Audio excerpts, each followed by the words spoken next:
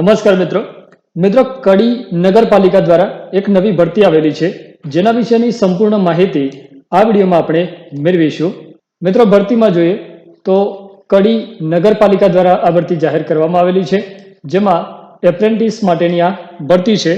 ડિટેલમાં જોઈએ તો આથી જણાવવામાં આવે છે કે કડી નગરપાલિકામાં એપ્રેન્ટિસ એક્ટ 1961 હેઠળ તથા સરકાર શ્રી મુખ્યમંત્રી એપ્રેન્ટિસશીપ યોજના હેઠળ નીચે જણાવેલ વિવિધ ટ્રેડમાં એપ્રેન્ટિસની ખાલી જગ્યા ભરવા ઈચ્છુક ઉમેદવારોએ લાયકાતના આધાર પુરાવા લઈ અરજી તથા બાયોડેટા સાથે 15/9/2025 સુધીમાં કડી નગરપાલિકા ખાતે રજિસ્ટર એડીથી મોકલી આપવાના રહેશે।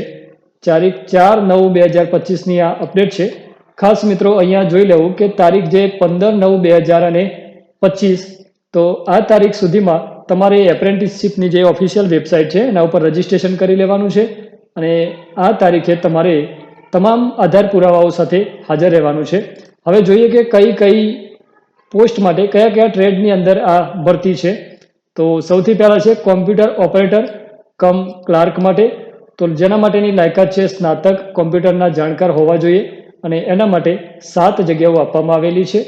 ત્યાર પછી કોમ્પ્યુટર ઓપરેટર કમ હિસાબી ક્લાર્કની પોસ્ટ છે, જેમાં બીકોમ તથા કોમ્પ્યુટર અને ટેલીના જાણકાર હોય એવા ઉમેદવારો એપ્લાય કરી શકે છે। કુલ 2 જગ્યાઓ છે। ઇલેક્ટ્રિક વાયરમેન માટેની પોસ્ટ છે, જેમાં આઈટીઆઈ તેમજ કોમ્પ્યુટરના જાણકાર જરૂરી છે, 1 જગ્યા છે એના માટેની। સેનેટરી ઇન્સ્પેક્ટરની જે પોસ્ટ છે એના માટે સરકાર માન્ય સેનેટરી ઇન્સ્પેક્ટરનો કોર્સ કરેલ હોવો જોઈએ, કુલ 2 જગ્યાઓ છે એમાં। સિવિલ એન્જિનિયર માટેની જે પોસ્ટ છે એમાં ડિપ્લોમા અને સિવિલ એન્જિનિયરિંગ કરેલ હોય તેવું એપ્લાય કરી શકે છે, કુલ 1 જગ્યા આ પોસ્ટ માટે આપવામાં આવેલી છે। શરતો અને જે ઉંમર મર્યાદા છે એ જોઈએ તો ઉંમર મર્યાદા 18 થી 35 વર્ષની આપવામાં આવેલી છે અને સરકારશ્રી દ્વારા નિયત થયેલ રકમ માસિક સ્ટાઇપેન્ડ પેટે ચૂકવવામાં આવશે।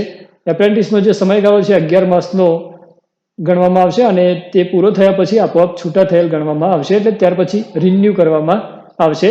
ઉમેદવારે અગાઉ એપ્રેન્ટિસશીપ કરેલ ન હોવી જોઈએ કે હાલમાં એપ્રેન્ટિસ તરીકે ચાલુ ન હોય તો એપ્લાય કરી શકો છો। પસંદગી અંગેનો નિર્ણય જે છે એ કડી નગરપાલિકાનો રહેશે અને અધૂરા પ્રમાણપત્રોવાળી અરજી રદબાતલ ગણાશે। સમય મર્યાદા બાદ મળેલી જે અરજીઓ છે એને પણ ધ્યાનમાં લેવામાં નહીં આવે। જે તે જગ્યા પર પૂરતા ઉમેદવારો નહીં મળે તો જગ્યાની સંખ્યામાં ફેરફાર કરી અન્ય જગ્યા માટે ઉમેદવારોની ભરતી કરવાનો નગરપાલિકાને હક રહેશે અને ઇન્ટરવ્યૂ કોલ લેટર મળેથી ઇન્ટરવ્યૂ માટે ઉમેદવારે સ્વ ખર્ચે આવવાનું રહેશે, એના માટે કોઈ ખર્ચો મળશે નહીં।